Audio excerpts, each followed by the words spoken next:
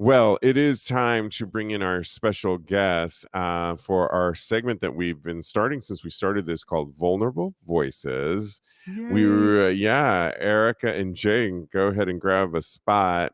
We're super excited to bring our two guests on the show. Hello and welcome to Erikka and Jay. Just a quick, brief introduction. Erikka is a life coach alongside Kodi Maurice Doggette, and that's how you guys met, correct? Yeah. Yes.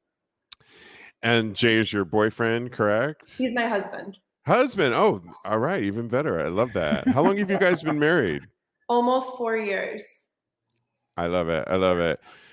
Well, we really wanted to bring you on the show because, and this is a topic that has been, since we started the show 4 years ago, really important to me about disability and sex and disability in general. And when we heard, Jay, you have cerebral palsy, correct? Yes. We It affects my lower extremities. There are many different forms of cerebral palsy. Yeah, can you tell us just a little bit more about your type of cerebral palsy? Yeah, I have diplegic cerebral palsy, so it affects my lower extremities. So everything above my waist is perfectly normal, and I walk with a limp below the waist.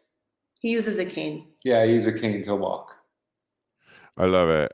Well, I know, Kodi, you had one of the first questions that you wanted to ask, and we have a lot for you in our segment, so get ready for us. Well, my first question is for Erikka, and then we're going to elaborate with pulling both of you in. What was your initial thought of dating someone with a disability? And then you both can answer this next question. How is the sex for you guys? Okay.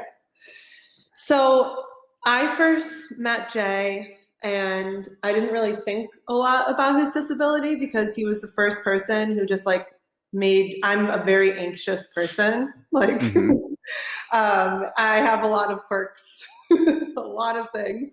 And Jay just kind of made me feel like myself. So I just kind of jumped in that way. And then I started thinking about it. When it got serious, my best friend was like, you don't have to marry him. Just go out, just go on some dates with him. And then I married him, but I was a little worried. What would my family be accepting? If they didn't know him, would they have preconceived notions or judgments before getting to know him? So that was those were some thoughts that I had running through my head. And Erikka, as Kodi said, what was sex had to have come in your mind? And I know, Jay, you've been in different men's groups and talked about sexuality. What do you want us to know about your particular disability and how is sex for you guys? Well, we enjoy it. Yay. Probably having more sex than I am, so I'm not mad. I think we all do. Sex is great. I mean, we do have some limitations. I do have some limitations that we have to work with. So there are some movements that I can't do. There are some that I do very well. And we're constantly working on it. Yes, there are some that I do very well. But it's constantly, a learning. Because we've been together for 4 years now. And 8 years. Oh, forever. A long time. I don't remember my life without her a little bit. What's funny is we were talking offline before we did this, and as you say, it's constantly evolving. I know we're going to ask you a little bit more questions about more stuff about this, but it doesn't sound that much different from other couples. In other words, when you meet somebody in general, when I meet somebody, it's not always like the perfect sex. It's always evolving. There's things that come up and change, and I'm learning about my partner if I'm a good partner. And so for you to say that, it doesn't sound that much different. That you got to, I don't think anybody is like that perfect sexual partner. Would you agree? Yeah. it's pretty much what every couple goes through. Ours just looks different. Yeah. I like that. Yeah, absolutely. Yeah. Yeah, it was, I mean, I had shared this with Kodi briefly, but normally, like, when I was like dating around New York City, and I met Jay, and I really would be like, no, like at least like 5 dates, and then I'll consider having sex with them, you know, whatever.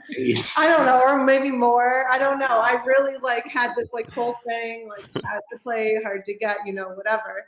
And well, first of all, I felt very comfortable with Jay because I just felt very like gotten. But I was curious about that. I was like, I need to know now, like, I like this person so much. I feel so connected to him. I need to know how the sex is. Like, is it any different? Is it going to be any different? So we did have sex on the second date. And you know, it was awesome. So I was just psyched to get it in, but that's just right. Yeah, I was like, he's coming upstairs. Fantastic. We have so much in common, Jay. We have so much in common. Yeah. So, Jay, can you tell us a little bit about what your dating experiences were before you met Erikka? Like, how did you date?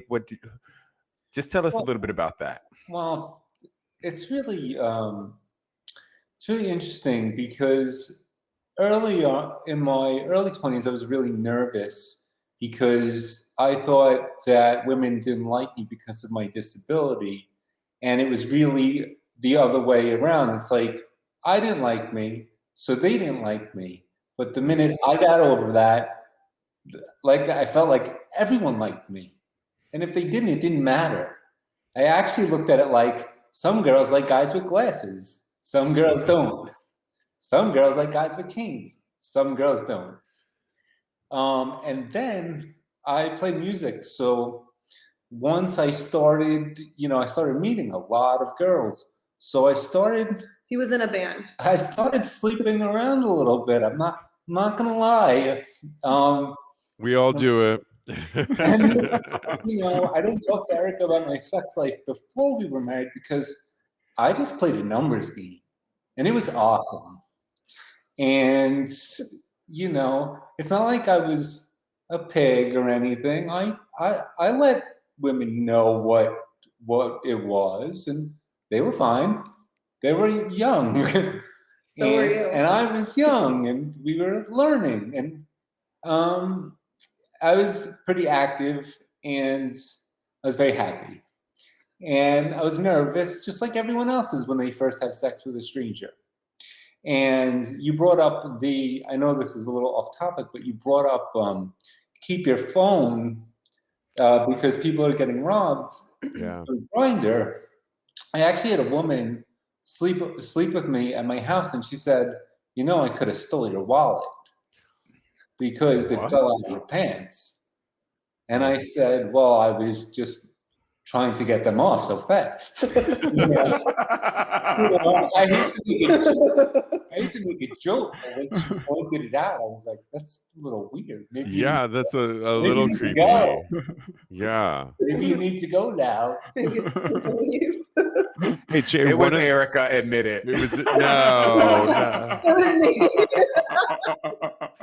It was a little bit funny. Hey, Jay. So we've got since I've done the show and why this topic has been really important to me is because I've had people write in before on, I wish you would talk about disabilities and sex, and I'm like, yes, I really want to.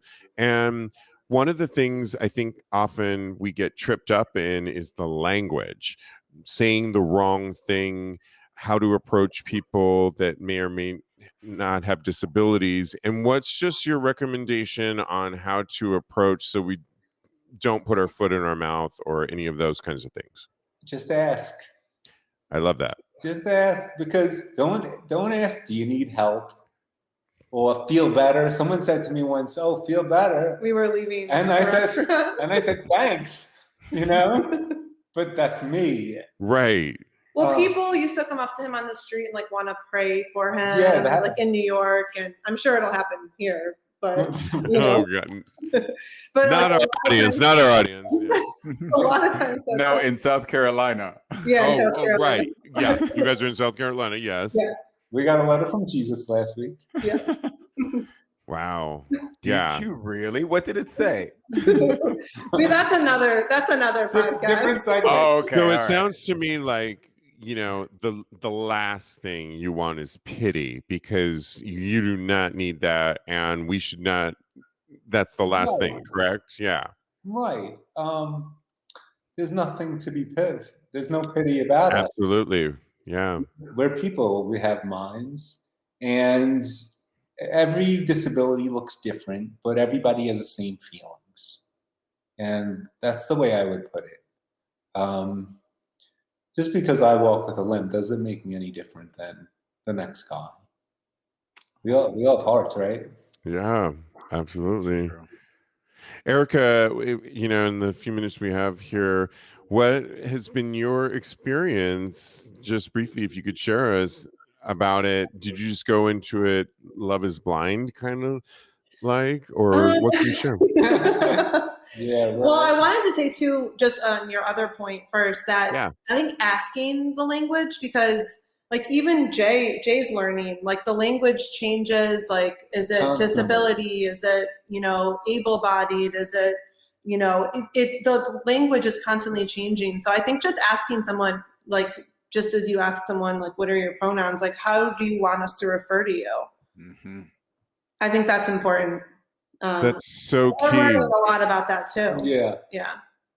That's so key, Erikka, because one of the topics we didn't get to today was going to be about pronouns, about Instagram implementing the pronouns. I was on a Clubhouse room the other day, and a mom is teaching her son to ask other kids, her 5-year-old son of all things, what their pronoun is. And he's not getting a good response from other 5-year-olds, as you can imagine.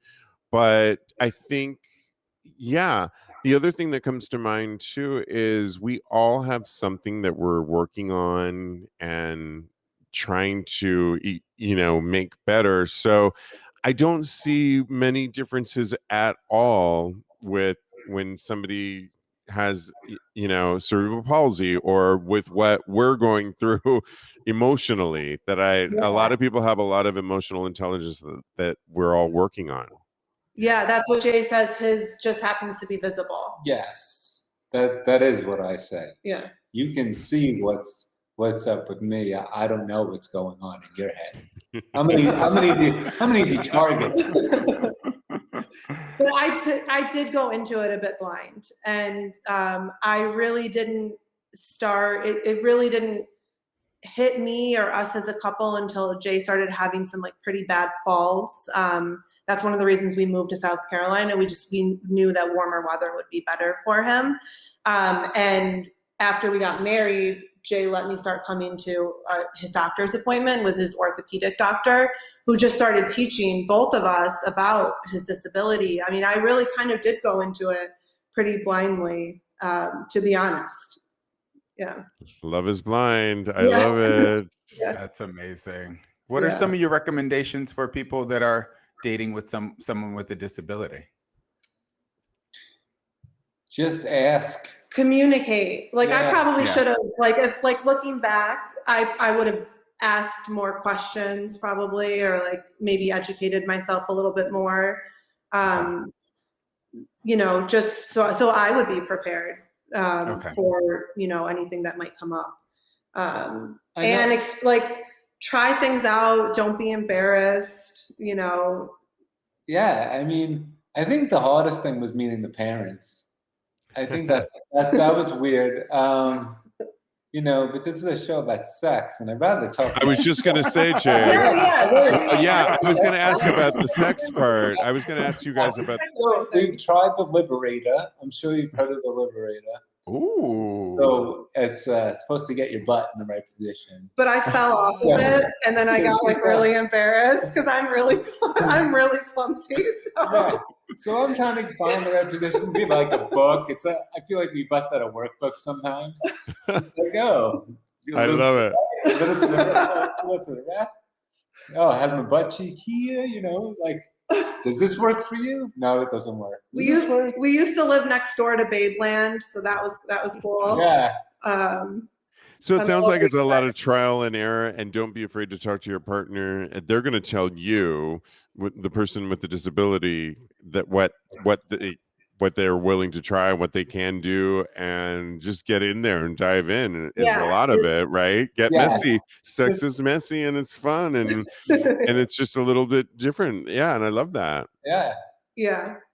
And I love sex. I mean, how do you not? If you don't like it, that's a different program. I love it. All right, so Jay, we really want to. You have something to promote. You have a T-shirt line coming out. Is it out right now, or no? We're doing teasers on Instagram right now. Tell us about it. Okay, so I am doing a rock and roll T-shirt website and brand. The name of it is Stitch Street. And I have an Instagram at Stitch Street Original, STITCHORIGINAL. Did I do that right? Yeah. And we'll be we're dropping our first line in the next couple of weeks. Yeah, June 4th, I believe.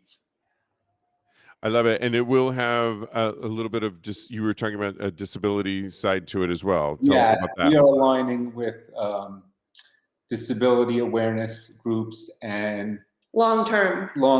And that's our goal. Our goal is about inclusivity. That's the thing. Yeah. I want people to feel like they belong. This is not just about selling T-shirts. It's about building community. And that's what I really want. That's the long-term goal. T-shirts are just an avenue for that. I love that. Inclusivity, and that's the name of the game right now. Absolutely. Thank you so much. We're going to list this on tagspodcast.com, the links to it all, and Erikka will list yours as well, of course. Thank you both. Yeah, this has been great. I hope to have you guys back on. We do an after show at times, and where we have more time, and I'd love to have you guys on for a more in-depth conversation for our core audience. I think that would be really, really great. But thanks so much for sharing your story. So enlightening, and we'll have you back soon. Thanks, guys. Bye. All right, thanks, Jay. Bye, guys. Thank you. Erikka, email me about the Liberator, please. I need to know more.